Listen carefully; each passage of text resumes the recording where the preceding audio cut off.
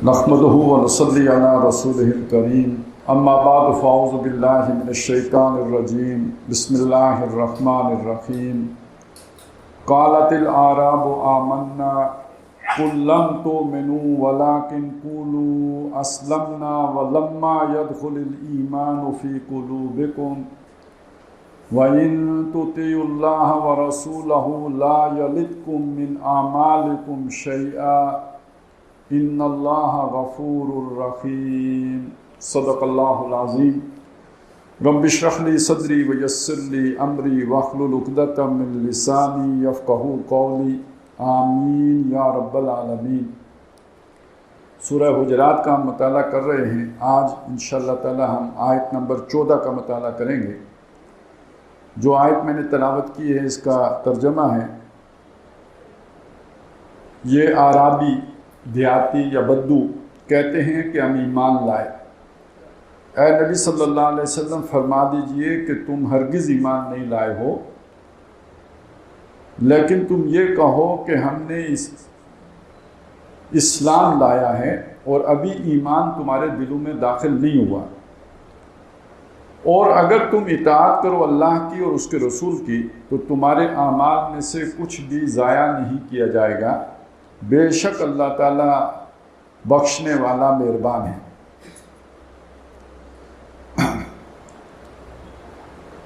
ये एक कबीला है जो अपने एहसान रखने के लिए अपने ईमान का इज़हार कर रहा है और वो मदीने में आया है। जैसे इस सूरह मुबारका में और भी कुछ लोगों का जिक्र आया था कि नबी सल्लल्लाहु अलैहि वसल्लम से ज़रा बात करते हुए अदब का लिहाज नहीं करते, मदीने में आते हैं तो आपके आराम का ख्याल नहीं करते, आते ही आवाज़ें देना शुरू कर देते हैं कि उखरुज अलैना, हमारे एक तरफ आइए, आप हमारी बात सुनिए। तो उसी तरह का एक मामला ये भी है कि कुछ लोग आए और उन्होंने आके दावा किया कि हम चूँकि मुसलमान हैं और हमने बाकी लोगों के साथ आपको लड़ाई लड़नी पड़ी, उनके साथ जो है वो जंगो जिदाल हुआ और हमने तो पुरअमन तौर पर आपकी बात मान ली, गोया आप पर बड़ा एहसान किया। यानी इसमें बैन सतूर असल बात तो ये है कि हमारा आपके ऊपर बड़ा एहसान है, और उसके अंदर जो पिन्हा बात है वो ये कि चूँकि हमारा आपके ऊपर एहसान है लिहाजा हम स्पेशल ट्रीटमेंट के हकदार हैं और हमारे साथ खुसूसी रियायत का मामला करना चाहिए। तो अब जिस तनाजुर में ये आयत यहाँ पे प्लेस की गई है वो समझ लें कि चूँकि इस्लामी रियासत की बात हो रही है और उसके लिए उसूल वज़ा किए जा रहे हैं, तो उसमें कुछ मसाइल हैं। उन मसलों में से एक मसला ये है कि मुसलमान आपस में बराबर हैं, जैसे पिछली आयत में हमने समझा था।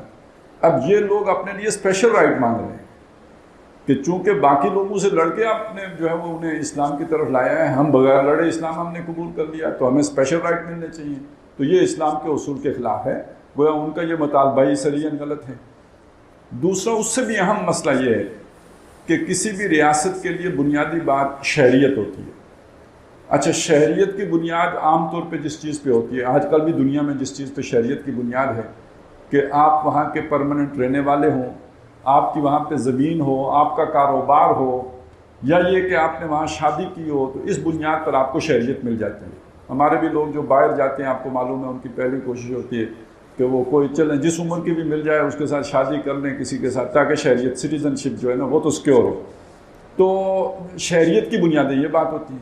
लेकिन जब आपने एक रियासत बनाई जिसकी बुनियाद नज़रिए पर है, जब आपने नफ़ी कर दी, रंग की नफ़ी कर दी, नस्ल की नफ़ी कर दी, ये जो सारी बुनियादें ये तो आपने ढा दी, अब किसी उस रियासत का शहरी कौन होगा, ये एक सवाल है। तो उसका जवाब ये दिया कि असल में शहरियत की बुनियाद इस्लाम है। जिसने इस्लाम कबूल कर लिया वो उस रियासत का शहरी होगा। ये जो इससे अगली आयत है उसके साथ जब जोड़ के पढ़ेंगे तो ये बात समझ में आएगी। इसलिए कि हमें मालूम है कि जो ईमान है उसके दो दर्जे हैं, एक इकरारुम बिल लिसान है और एक तस्दीकुम बिल कल्ब है। हम कह सकते हैं कि जो इकरारुम बिल लिसान है उसे हम इस्लाम भी कह सकते हैं इन आयात की रोशनी में। हर जगह ये बात फिट नहीं बैठेगी, लेकिन इस मकाम के हवाले से ये बात फिट बैठ जाएगी, क्योंकि यहाँ नफ़ी की गई है कि तुम्हारे इकरार तो है, तुम्हारा तुमने इस्लाम तो लाया है, ईमान तुम्हारे दिल में अभी दाखिल नहीं हुआ। लम्मा यदखुलिल ईमानु फी कुलूबिकुम, उसकी नफ़ी की गई। तो इसका मतलब है वो दो दर्जे बयान किए जा रहे हैं जो आमतौर पर हम ईमान मुजमल में पढ़ते हैं, इकरारुम बिल लिसान व तस्दीकुम बिल कल्ब। تو یہاں یہ تسلیم کیا گیا کہ تم نے اقرار کر لیا، اس کی نفی کی گئی کہ ابھی تمہارے دلوں میں ایمان داخل نہیں ہوا، لہٰذا اس طرف اشارہ کیا گیا کہ چونکہ دل کے بارے میں تو کوئی نہیں جانتا، اللہ تعالیٰ تو کہہ سکتا ہے کہ تمہارے دل میں ایمان داخل نہیں ہوا، لیکن یہ کہ کوئی انسان کسی دوسرے انسان کے بارے میں یہ بات نہیں کہہ سکتا کہ تمہارے اقرار کے باوجود تمہارے دل کے اندر ایمان داخل نہیں ہوا، یہ تو علیم بذات صدور ہی کہہ سکتے ہیں۔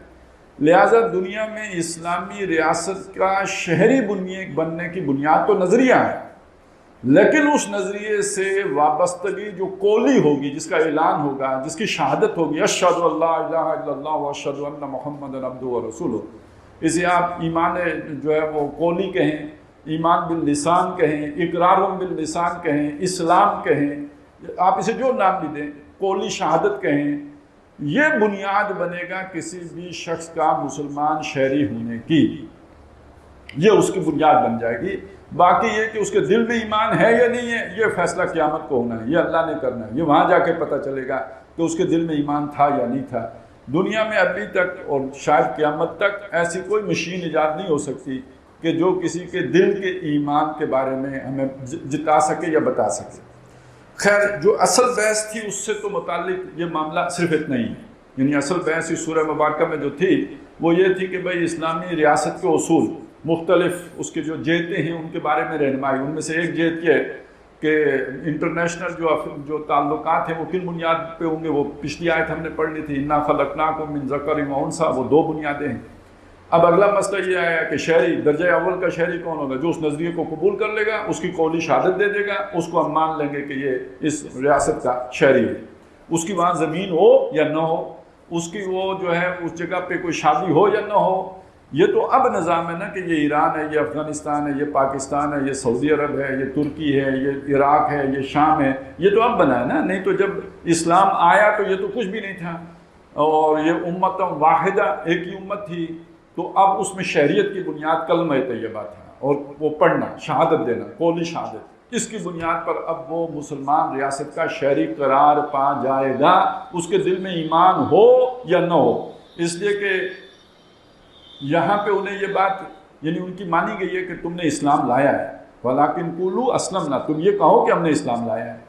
اچھا، یہ اسلام لانے کا مطلب یہی ہے کہ جو ظاہری اطاعت ہوتی ہے نا، سرنڈر کرنا، تسلیم کرنا، یہاں اسلام بمعنی وہ والا اسلام نہیں ہے کہ جس کا ذکر حضرت ابراہیم علیہ السلام کے ذمن میں آتا ہے، اذ قال لہ ربہ اسلم قال اسلمت لرب العالمین، یا یہ کہ جب حضرت ابراہیم اور حضرت اسماعیل علیہ السلام دونوں، ایک باپ جو ہے بیٹے کو قربان کرنے کے لیے اور بیٹا قربان ہونے کے لیے تیار ہو گیا، اور الفاظ آئے فلما اسلما، جب وہ دونوں اسلام لے آئے۔ اب وہاں اسلام تو گویا ایمان کے بھی آخری درجے میں بیان ہو رہا ہے، یہاں اسلام کا لفظ جسمانی میں بیان ہو رہا ہے وہ یہ کہ آپ نے کسی کی اطاعت قبول کر لی، آپ نے کسی کے سامنے ظاہراً سر تسلیم خم کر دیا، یہاں اس معنی میں بیان ہو رہا ہے۔ تو اس حد تک نہیں آپ اسے، یہی وہ قولی شہادت ہے، تو آپ نے اسے اسلام بھی کہہ لیا، آپ اسے قانونی ایمان بھی کہہ سکتے ہیں، اسے ہم قانونی ایمان بھی کہہ سکتے ہیں۔ تو اس حد تک تو یہ مسئلہ یہاں بس اتنا ہی ہے، لیکن اس کے کچھ اور پہلو ہیں جو آج کے دور میں بہت نمایاں ہو گئے اور بہت اہمیت اختیار کر گئے، وہ سمجھ لیجئے کہ دیکھیے نبی اکرم صلی اللہ علیہ وسلم کی جو اصل دعوت تھی وہ اس اسلام کی تو نہیں، وہ اس ایمان کی تھی نا۔ پہلی جو بات تھی نا، قولوا لا الہ الا اللہ، صرف قولو ہی نہیں تھا، وہ تصدیق قلبی کے ساتھ قولو تھے، یعنی دل سے مانو، یہ تو نہیں کہ زبان سے مانو، دل سے مانو۔ اور جو مکے میں ساری محنت تھی وہ دل والے ایمان کی محنت تھی، اور اگر وہ دل والا ایمان نہیں ہوگا تو پھر خطرہ ہے کہ نفاق پیدا ہو جائے، جیسے کہ مدینے میں آ کے بعض جو ایسے لوگ ظاہر ہوئے جنہوں نے قولی شہادت تو دی، لیکن ان کے دل میں نہ صرف ایمان نہیں تھا بلکہ وہ اسلام کے مخالف بھی تھے، اس لیے انہیں کہا گیا یہ منافق ہیں۔ یہ معاملہ ان لوگوں کا اس سے مختلف ہے، ان کے دل کے ایمان کی نفی ضرور کی گئی ہے، لیکن انہیں دشمن اسلام نہیں کہا گیا، بلکہ انہیں ایک تسلی دی گئی ہے، ان تطیعوا اللہ و رسولہ، اگر تم اللہ اور رسول کی اطاعت کرتے رہو، کلی اطاعت کرو، ہر حکم مانو، کیونکہ تم نے یہ تو تسلیم کیا ہے نا کہ ہم اللہ اور رسول کی مانیں گے، تو اگر مانتے رہو تو ہر عمل کے اندر ایک نور ہے، نماز پڑھو، روزہ رکھو، ذکر و اذکار کرو، اس سے بھی تمہارے اندر ایمان پیدا ہو جائے گا۔ تو اگر تم اس خلوص نیت سے اطاعت اسلام بھی کرتے رہو تو اس کے نتیجے میں تمہیں ایمان کی طرف رہنمائی مل جائے گی. اس لیے اللہ تعالیٰ تمہارے اعمال کو ضائع نہیں کرے گا، بے شک اللہ بخشنے والا مہربان ہے. اب دوسری طرف آپ کو معلوم ہے کہ اگر یہ منافقین کا مسئلہ ہوتا تو منافق کا تو کوئی عمل قابل قبول نہیں ہے. ان کے لیے تو آپ استغفار کریں تب بھی وہ قابل قبول نہیں ہے. حضور صلی اللہ علیہ وسلم کی دعا ان کے لیے قابل قبول نہیں ہے. ان کے سارے اعمال عقارت چلے گئے، حق ہو گئے، ضائع چلے گئے، ان کے اعمال تو قبول ہی نہیں ہے. تو یہ اور کیٹیگری ہے، یہ منافقین کی کیٹیگری نہیں ہے، یہ بالکل مختلف کیٹیگری ہے.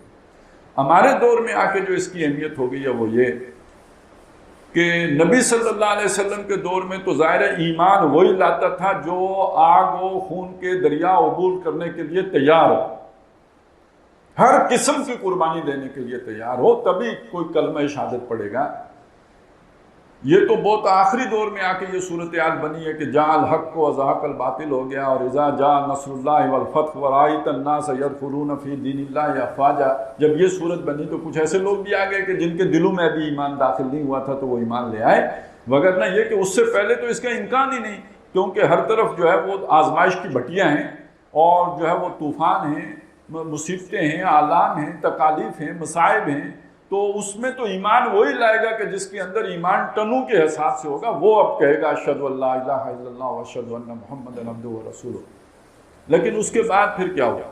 اسلام غالب ہو گیا. جب اسلام غالب ہو گیا تو ایسے لوگ بھی آئے، اور اس کے برعکس یدخلون فی دین اللہ افواجا بھی ہوا. تو جب فوج در فوج آئے تو ساری فوجیں کوئی دل سے ایمان لا کے تھوڑی آئی تھیں.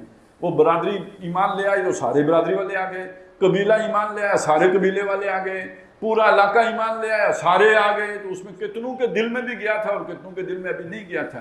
یہی وجہ ہے کہ نبی صلی اللہ علیہ وسلم کے وصال کے بعد جب جھوٹے مدعیان نبوت کھڑے ہوئے تو ایسے بہت سے لوگ ان کی طرف چلے گئے.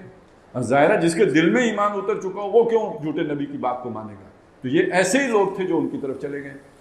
تو اس دور میں یہ ہوا، لیکن وقتی طور پہ ہوا. پھر کچھ عرصہ گزرا تو یہی اسی پہ جو ہے وہ اب اگلی نسل آئی. تو کیوں مسلمان ہو آپ؟ میرے والد صاحب مسلمان ہیں. دیکھیں والد صاحب کیوں مسلمان ہوئے تھے؟ اس لیے نہیں مسلمان ہوئے تھے کہ ان کے ابا جی مسلمان تھے. انہیں وہ دعوت اچھی لگی، وہ دعوت سمجھ میں آئی، وہ دعوت ان کے دل میں اتری. انہوں نے کہا اشہد ان لا الہ الا اللہ واشہد ان محمدا عبدہ ورسولہ. لیکن جیسے ایک پوری برادری اگر فرض کریں آئے تو اس میں کچھ لوگ ایسے بھی آ سکتے ہیں آٹے میں نمک کے برابر کہ جن کو یہ سمجھ نہیں آئی تھی پھر بھی ایمان لے کے آ گئے. مگر جب اگلی نسل آئی ہے تو اب بیٹا کیوں مسلمان ہے؟ اس لیے کہ اس کے والد صاحب مسلمان ہیں. اچھا چلیں وہ پھر بھی اچھا دور تھا، وہ جب بڑے ہوئے اچھا ماحول ملا، اچھے لوگ ملے.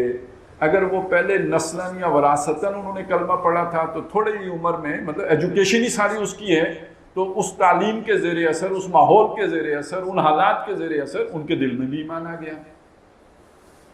اب آپ سوچئے رفتہ رفتہ رفتہ 1500 سال بیت گیا جہاں ہم کھڑے ہیں. ہم میں سے اکثریت کیوں مسلمان ہیں؟ ہمارے تو ہم نسل در نسل مسلمان چلے آ رہے ہیں نا. تو اسلام تو ہمارے گھر کی شے ہے. تو جیسے کوئی کسی کے گھر میں پیدا ہو کے چودھری ہوتا ہے، جیسے کسی کے گھر میں پیدا ہو کے کوئی جو ہے وہ ہاشمی ہوتا ہے، کسی کے گھر پیدا ہو کے کوئی خان ہوتا ہے، کوئی راجپوت ہوتا ہے، اسی طرح ہم مسلمان ہیں کیونکہ مسلمانوں کے گھروں میں پیدا ہوئے ہیں. وہ سکھ ہے وہ سکھوں کے گھروں میں پیدا ہوا، وہ ہندو ہے وہ ہندو کے گھر پیدا ہوا. تو ہمارے ہاں تو تقسیم آ کے خالصتاً نسل کی بنیاد پر ہو گئی، وراثت کی بنیاد پر ہو. اس لیے آپ نے سنا ہوگا ایک مطلب یہ نسلی مسلمان ہیں، یہ وراثتی مسلمان ہیں. پھر اسی پر ہماری ایک ضرورت بنی، اس لیے کہ مقابلے میں ہندو تھے وہ مسلمانوں سے نفرت کرتے تھے، تو دو قومی نظریہ بن گیا. اس میں یہ تو نہیں دیکھنا کہ کس کے دل میں ایمان ہے اور کس کے دل میں ایمان نہیں ہے. بس جو بھی مسلمان گھر میں پیدا ہوا اچھا ہے برا ہے گناہگار ہے نیکوکار ہے وہ مسلمان ہے، وہ ایک علیحدہ قوم ہے. کہ ہم کلمہ پڑھتے ہیں ہم علیحدہ قوم ہیں، تم کلمہ نہیں پڑھتے تم ایک علیحدہ قوم ہو. تو یہ ایک تقسیم وجود میں آ گئی، اور یہ تقسیم نسل کی بنیاد پر وجود میں آئی ہے یا یہ وراثت کی بنیاد پر وجود میں آئی ہے. اس کے پیچھے نظریے کا کوئی عمل دخل نہیں ہے. اب اس موقع پہ جو تحریکیں اٹھی ہیں کہ جنہوں نے کہا کہ ہماری جو بد عملی ہے، جو ہمارا بد کرداری ہے، جو ہمارا زوال ہے، مسلمان وہ بھی ہیں کہ جو چکلے چلاتے ہیں، مسلمان وہ بھی ہیں جو شرابیں بیچتے ہیں، مسلمان وہ بھی ہیں جو جوئے کھیلتے ہیں، مسلمان وہ بھی ہیں جو فراڈ کرتے ہیں، کرپشن کرتے ہیں، جھوٹ بولتے ہیں، یہ بھی مسلمان ہیں۔ تو ان میں اور سکھوں میں اور ہندوؤں میں، اب ان مسلمانوں میں، ان کے کردار میں اور کافروں کے کیا فرق باقی رہ گیا ہے؟ تو اب لوگ اٹھے، اصلاح پسند لوگ اٹھے، مختلف شخصیات اٹھی، انہوں نے کہا یہ مسلمان، یہ کسی نے کہا یہ وہ مسلمان ہیں جن زبان کے اوپر کلمہ ہے، ان کے حلق سے نیچے کلمہ نہیں گیا ہے، لہذا ایمان کی محنت کرنے کی ضرورت ہے۔ اب یہاں ایمان کی محنت کا مطلب کیا ہے؟ کلمہ دوبارہ پڑھانا ہے، یہ مطلب نہیں ہے، مطلب یہ کہ ایمان دل میں اترے، ٹھیک ہے نا، یہ محنت کرنے کی ضرورت ہے۔ کسی نے کہا کہ بھائی ان کو سمجھانے کی ضرورت ہے کہ اسلام ہوتا کیا ہے، اور جب ایک بندہ اسلام کو سمجھ کر قبول کرے گا تو وہ حقیقی مسلمان ہوگا، ابھی وہ صرف قانونی مسلمان ہے۔ کسی مسلمان کے گھر پیدا ہو کے قانونی مسلمان ہے، حقیقی مسلمان نہیں ہے۔ حقیقی مسلمان وہ تب بنے گا جب اسلام کو سمجھ کر اسے اختیار کرے گا کہ مجھے یہ کرنا ہے اور یہ نہیں کرنا ہے، اب وہ گویا حقیقی مسلمان ہوگا، اس کے اندر ایمان اترا ہے۔ اس طرح کی جب تحریکیں اٹھی، اس طرح کے لوگ اٹھے، ظاہرہ ان کا فوکس کس چیز پہ ہے؟ اس چیز پہ ہے کہ لوگ مسلمانوں کے کردار کو تبدیل کیا جائے، مسلمانوں کے اعمال کو تبدیل کیا جائے، مسلمانوں کی شخصیات کے اندر جو ذوف آ گیا ہے کردار میں اس کو بہتر کیا جائے۔ تو جب تک ان کے اندر ایمان نہیں پیدا ہو، دل میں ایمان نہیں اترے گا تو یہ کیفیت حاصل نہیں ہو سکتی، لہذا انہوں نے سمجھانا شروع کیا۔ اب اس میں اعتراضات بھی ہوئے اور کچھ مشکلات اور مسائل بھی پیدا ہوئے۔ مثلا آپ نے بھی یہ اعتراض سنا ہوگا، تبلیغی جماعت پر اکثر یہ اعتراض، چونکہ وہ بھی یہ کہتے ہیں نا ایمان کی محنت، ایمان جو ہے نا ہماری زبانوں پر ہے، ہمارے دل میں نہیں اترا، حلق سے نیچے نہیں، یہ ان کی ایک محنت ہے، وہ یہ بات کرتے ہیں۔ اب اس پہ اعتراض آتے ہیں کہ یار یہ تبلیغ تو ہوتی ہے کافروں کے اوپر، تو مسلمانوں پر کیوں تبلیغ کرتے ہیں؟ آپ نے سنا ہوگا نا، یہ ان پر یہ اعتراض ہوتا ہے۔ اچھا، وہ اپنے حساب سے اس کا ایک جواب دیتے ہیں، ظاہر ہے وہ ایک سادہ سی بات کرتے ہیں تو سادہ سا ہی جواب وہ اس کا دیتے ہیں۔ وہ کہتے ہیں ایک طرف کھوتا مر رہا ہو، ایک طرف گائے مر رہی ہو، آپ کس کو ذبح کرو گے؟ تو بھائی ٹھیک ہے کہ وہ ایک کافر ہے، دوسری طرف مسلمان ہے، دونوں کا کردار ایک جیسا ہے، تو آپ محنت کس پہ کرو گے؟ مسلمان پہ کرو، تاکہ یہ تو آپ کے قریب ہے نا، تو پہلے اس کا کردار ٹھیک کرنے کی ضرورت ہے، بجائے اس کے کہ جا کے آپ کافر کے کردار کو ٹھیک کرو۔ تو اس لیے وہ کہتے ہیں کہ جب تک، اگر آپ ان کو ذرا تفصیل سے اس کو دیکھیں نا، جو فضائل اعمال ہے اس میں ایک چپٹر ہے موجودہ پستی کا واحد علاج، تو اس میں انہوں نے یہ بات صاف بیان کی ہے کہ جب تک مسلمانوں کے اندر یہ ایمان اور امر بالمعروف اور نہی عن المنکر کی تحریک نہیں اٹھے گی، یہ جو زوال سے دو چار ہیں یہ اس زوال سے نکل نہیں سکتے۔ یہ کردار کا زوال ہے، یہ قوموں کی زندگی میں یہ زوال ان کے اسی کردار کی خامیوں کی وجہ سے آتا رہتا ہے، تو اصل سبب جو ہے وہ یہ ہے، لہذا سارا فوکس، ساری محنت، سارا زور اس کے اوپر ہونا چاہیے۔ لیکن اعتراض آ جاتا ہے، جیسے میں نے آپ کو بتایا۔ اسی طرح جو دوسری تحریک تھی وہ جماعت اسلامی تھی، مولانا مودودی کا لٹریچر ہے، اس میں اگر آپ پرانی جو کتابیں دیکھیں ان کی، تو اس میں مسلمان کسے کہتے ہیں، اور اس میں شہادت حق والا ایک کتابچہ اگر آپ دیکھیں، اس میں انہوں نے یہ چیزیں کھولی ہیں کہ یار یہ مسلمان تو یوں سمجھیے اللہ تعالیٰ کے پیغام کے امین تھے، پوری دنیا کے انسانوں تک اللہ کا پیغام پہنچانے کی ذمہ داری ان کے اوپر تھی۔ اب موجودہ صورتحال یہ ہے کہ پوری دنیا میں جو انسان رہتے ہیں، مسلمانوں کے کردار اور ان کے کردار میں فرق، بلکہ بعض اعتبارات سے کافروں کا کردار مسلمانوں کے کردار سے بہتر ہے۔ پھر انہوں نے ایک بات کھولی، انہوں نے کہا کہ دیکھیں اس وقت جو تقسیم ہے مسلمان کی اور کافر کی، یہ حقیقی تقسیم نہیں ہے، یہ قانونی تقسیم ہے۔ ہم سب اس لیے مسلمان ہیں کہ ہم مسلمانوں کے گھروں میں پیدا ہوئے، ہم نے اسلام کو اس طرح قبول نہیں کیا جیسے صحابہ کرام نے قبول کیا تھا، اور کافر اس لیے کافر ہیں کہ ان تک اسلام کی دعوت نہیں پہنچی، وہ بھی قانونی کافر ہیں، حقیقی کافر نہیں ہیں۔ حقیقی کافر تب بنیں گے جب آپ ان تک صحیح معنی میں دعوت ایسے پہنچائیں کہ ان کے دل تک پہنچ جائے اور وہ اپنے تعصبات کی وجہ سے اسے قبول نہ کریں، جیسے ابو جہل نے نہیں کیا تھا، یا جیسے عتبہ ابن ربیعہ نے یا ابی ابن خلف نے نہیں کیا تھا، تو ان کے دلوں پہ مہر کر دی گئی تھی۔ تو یہ حقیقی کافر تب بنیں گے جب آپ صحیح طرح سے دعوت ان تک پہنچا دیں۔ تو اس وقت خواہ کافر ہو خواہ مسلمان ہو، وہ قانونی کافر یا مسلمان ہے، حقیقی مسلمان یا حقیقی کافر نہیں ہے۔ مسلمان حقیقی تب بنے گا جب اس کے سامنے حقیقی دعوت آئے گی، وہ اسے اپنی شعور سے قبول کرے گا، اور کافر حقیقی وہ ہوگا جسے کے سامنے سمجھ آئے گی اسے کہ یہ اسلام ہے، اس کے باوجود نہیں مانے گا، پھر وہ حقیقی کافر ہوگا۔ اب اس بنیاد پر انہوں نے جماعت اٹھائی۔ ہم ایسے لوگوں کو دعوت دے رہے ہیں بلا امتیاز، کیا مسلمان کیا کافر، سب کو ہماری دعوت ہے، اور دعوت ہماری یہ ہے، اور جو اس کو سمجھ کر قبول کر لے، وہ خاص سابقہ قانونی کافر ہو یا سابقہ قانونی مسلمان ہو، وہ ہماری جماعت کا جو ہے وہ حصہ بن سکتا ہے۔ شروع بات یہاں سے ہوتی۔ اچھا، اب یہ بات اپنی جگہ پہ تو بالکل اصولی طور پہ بالکل صحیح ہے، آپ کو بھی دل کو لگی ہوگی کہ بالکل حقیقت ہے یہ اس سے تو انکار کیا نہیں جائے، لیکن پھر اس میں ٹیکنیکل ایشو آ جاتے ہیں۔ وہ ہماری بہت پرانی بحثیں ہیں، یعنی یہ حضرت علی رضی اللہ تعالیٰ عنہ کے دور میں یہ چیز شروع ہو گئی تھی۔ آپ نے نام سنا ہوگا خوارج کا۔ خوارج کا ایک مسئلہ یہ تھا کہ انہوں نے مسلمانوں کو کافر کہنا شروع کر دیا تھا، انہوں نے حضرت علی کو مشرک کہہ دیا تھا۔ جس نے حضرت علی کو شہید کیا وہ ایک خارجی تھا، اور اسی بنیاد پہ کہ انہوں نے قرآن کو حکم مان لیا، اب یہ مسلمان ہی نہیں رہے۔ اب اس بات کو جوڑ دیا گیا اس بات کے ساتھ کہ یہ ایک نئی پارٹی اٹھی ہے، تو یہ گویا وہی خوارج والی سوچ لے کے اٹھی ہے، یہ مسلمانوں کو مسلمان نہیں مان رہے ہیں بلکہ یہ کافروں کے برابر کر رہے ہیں۔ اب یہ فرق سمجھ لیں، اس میں اور اس میں فرق کیا تھا۔ وہ وہاں پہ یہ بات تھی کہ خوارج یہ کہتے تھے کہ جو مسلمان گناہ کبیرہ کا مرتکب ہو وہ کافر ہے۔ یہ ان کی سوچ ٹھیک نہیں تھی، غلط سوچ تھی، لیکن بہرحال ان کا نقطہ نظر یہ تھا کہ جب آپ نے گناہ کبیرہ کا ارتکاب کیا تو آپ مسلمان نہیں رہتے، آپ کافر ہو جاتے۔ اچھا، یہ سوچ ان کے دل میں آ گئی ایسے ہی، یا اس کی طرف کوئی چیزیں اشارہ کرتی ہیں؟ ظاہر ہے قرآن میں بھی ایسی آیتیں موجود ہیں اور حدیثیں بھی ایسی موجود ہیں کہ جو اس سوچ کو کی طرف اشارہ کرتی ہیں۔ مثلا قرآن مجید میں من لم یحکم بما انزل اللہ فاولئک هم الکافرون، جو اللہ کے نازل کردہ کے مطابق فیصلے نہیں کرتے وہ کافر ہیں۔ آیت ہے نا، قرآن کی آیت ہے۔ تو اب آپ کے جج کیا اللہ کے نازل کردہ کے مطابق فیصلے کرتے ہیں؟ آپ کی مجلس قانون ساز جو اللہ کے نازل کردہ کے مطابق قانون بناتی ہے، تو پھر کیا کریں گے؟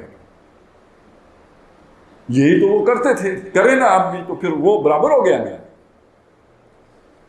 اسی طرح حدیثیں ہیں، مثلا حدیث ہے کہ واللہ لا یؤمن، واللہ لا یؤمن، واللہ لا یؤمن، اللہ کی قسم وہ مومن نہیں، اللہ کی قسم وہ مومن نہیں، اللہ کی قسم وہ مومن نہیں۔ پوچھا کون نہیں؟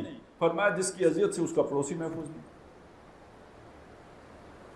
آج کون ہے جو اپنے پڑوسی کو، مطلب کوئی گند ہم پڑوسی کے دروازے کے آگے ڈال دیتے ہیں، اپنا پانی اس کی طرف کر دیتے ہیں، شور کرتے ہیں، مطلب کہ دسیوں طریقوں سے اسے اذیت دیتے ہیں، تو اب اس پر کفر کا فتویٰ لگائیں گے؟